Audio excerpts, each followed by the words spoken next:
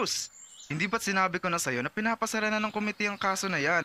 Ano pang ginagawa mo? Chief, hindi natin pwede pakawalan tong kaso na ito. Unti na lang mahahanap na natin yung may sala eh. Wala tayong magagawa. Yan ang ibinaba na nakatataas eh. Tsaka, wala pa tayong matibay na ebidensya kung may tao nga nasa likod nito. Ito, at unti lang makikuha na natin yung salarin ng kaso. Hindi pa tayo sigurado dyan. Halos lahat ng kasong hinawakan natin ngayong taon kung hindi self-abduction ay pagpapatiwakal. Sige, Inspector Gil. Bahala na. Papalik na rin naman ako ng headquarters eh.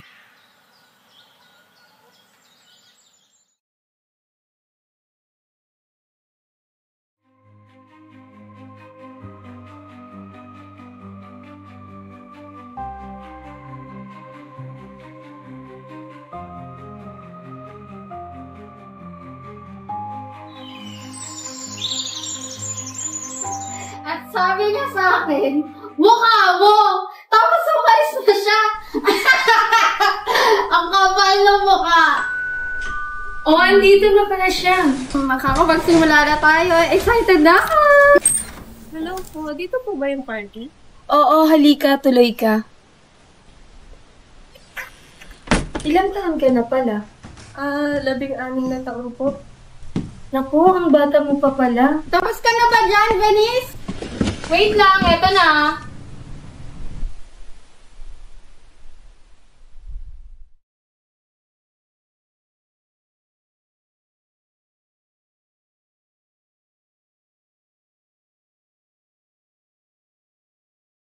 Ngayong kumpleto na tayo, magandang simulan na natin ang pagpapakilala sa ating mga sarili at pagbabahagi ng kwento tungkol sa ating mga nakaraan. Ayos lang ba? Sige, dahil ako ang unang nagmungkahi nito, ako na ang mauuna.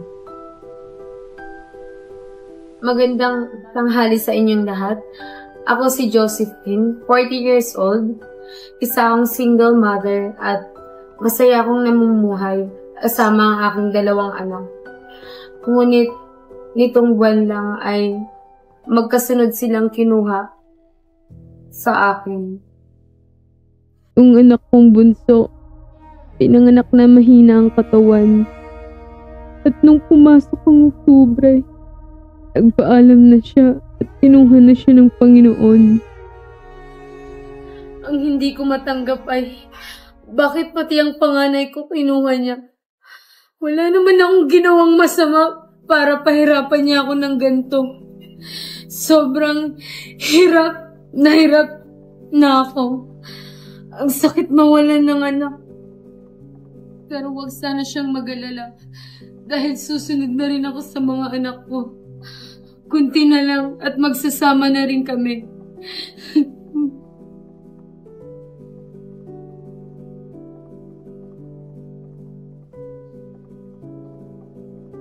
Kinalulungkot namin ng kanilang pagkawala. Pwede mo bang ipagpatuloy, Miss? Opo. Ako po si Mira, 16 na taong gulang. Ako po ay isang ampon.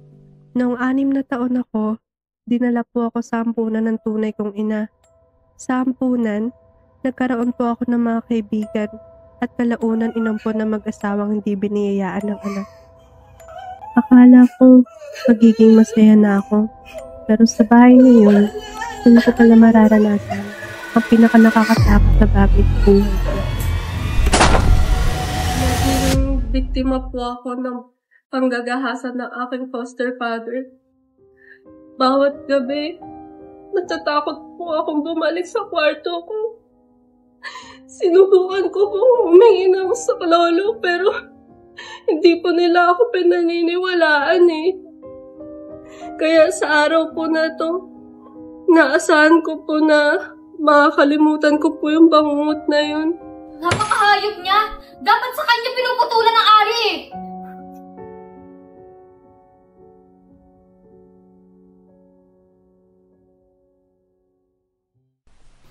Again, my name is Venice. I'm 22 years old and a licensed teacher in Orlando City, Philippines.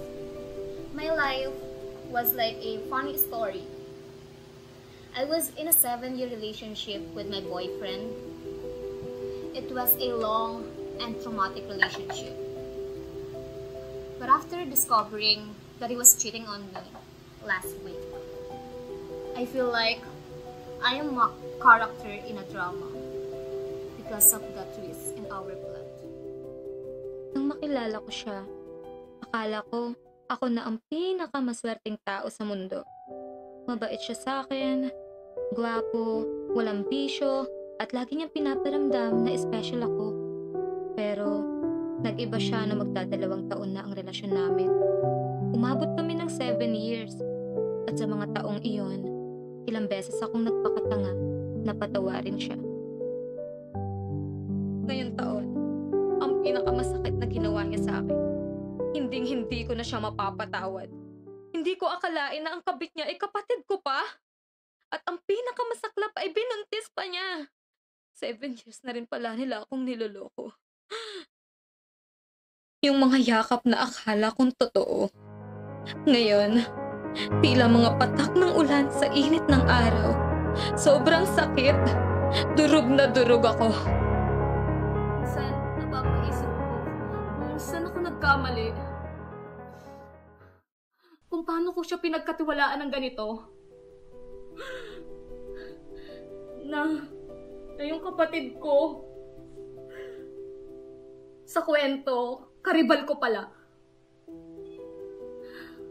Bakit ba ganito?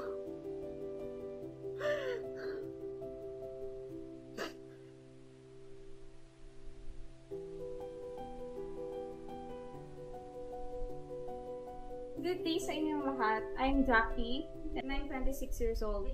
I'm a strong, independent woman. I used to be a millionaire, but now I'm deeply in debt. After I graduated from college, I work abroad. I earn money from different jobs at mga racket. Nag-invest ako sa maraming negosyo, pumili ng shares sa iba't ibang kumpanya, at nagtrabaho ng masigasig. Noong nakaraang taon, may nakilala akong babae na naging kaibigan at kasyoso ko sa negosyo.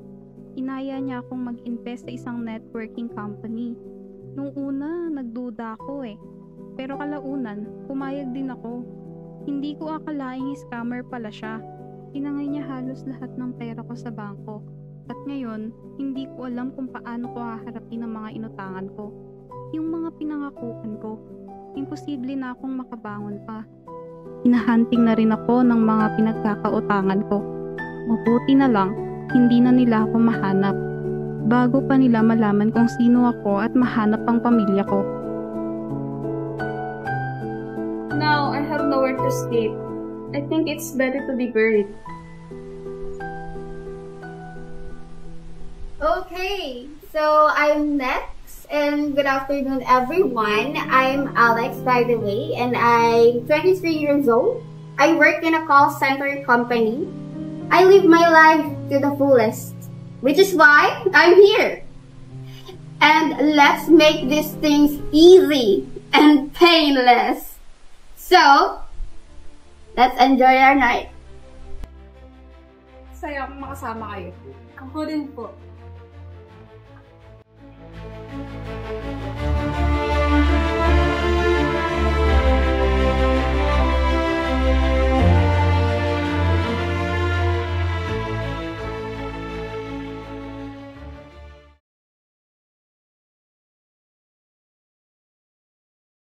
Ano mo yung nakatira doon? Kapitbahay lang ho ako. Ilang araw na din po kasi yung amoy kaya hindi na din namin kinakaya kaya inireport po namin sa inyo. Hindi mo muna pinaalam doon sa may-ari ng bahay. Tinatawagan niya ho namin. Ilang araw na din po akong tumatawag pero wala pong sumasagot. Sigurado ka bang patay yung nandun? Baka lang daga yun or hayop Sigurado ko ako, sir. Tao po yung patay doon. Hindi po yun hayop o pusa lang. Pwede bang mauna ka na muna? May kakausapin na ako. Sige nga. Sige. Scott, anong tingin mo? Ikaw, Cruz. Wala trabaho kasi natin to Oo, mukha nga siyang may saltek, pati kumakain ng kulangot. Wala namang mawawala kung i-check natin. Tara na. Sige, tara.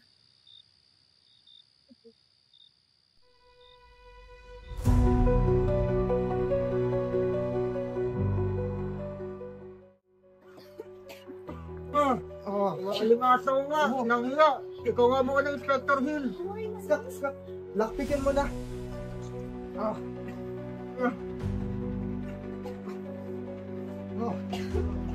Ano nangyari? Sinusungin mo? Meron tayong problema, sir. Ano? Hindi naman pala ito nakalak. Nako.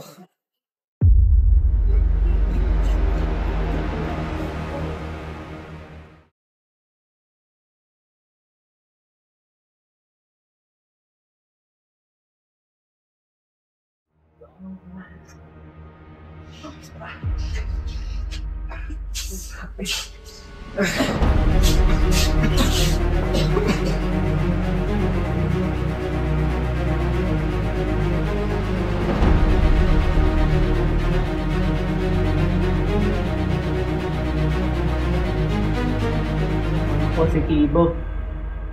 Siya nga talaga ang nataguhit na ito.